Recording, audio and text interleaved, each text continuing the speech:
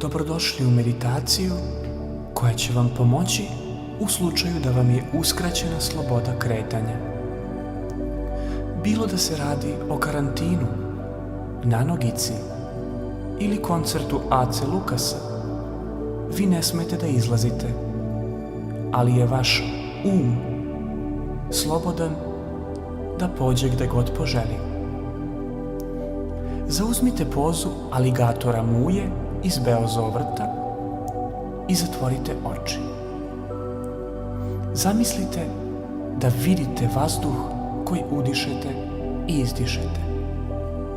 Primetite to komešanje koje pravite. Kakav vazdušni event. Zamislite da ugljen dioksid koji proizvodite odlazi do najbliže biljke koja od njega pravi kiseonik i vraća vam ga. Pošaljite ljubav svim živim bićima u vašoj blizini.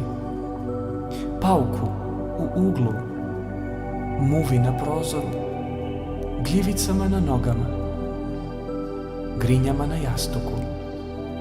Koliko samo kontakata imate ovde. Osjetite zahvalnost što ste zatočenik kao ljudsko biće, jer ljudi u većini slučajeva živi dočekaju kraj zatočeništva. Životinje, na primjer, ne dočekaju, bilo da su ljubimci ili stoka.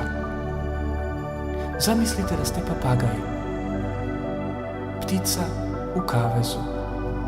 Zvuči strašno, ali papagaj nauči da govori. Naučite i vi nešto papagajsko. Kljucajte. Vi ćete jednoga dana biti bivši zatočenik sa najzanimljivijim pričama. Odaberite jednu scenu iz svoje mašte i sanjarite o njoj. To ste stalno radili kao dete i bilo vam je sjajno. Snove ne treba pretvarati u realnost. Sve probleme koje imate stvorili ste upravo pokušavajući to.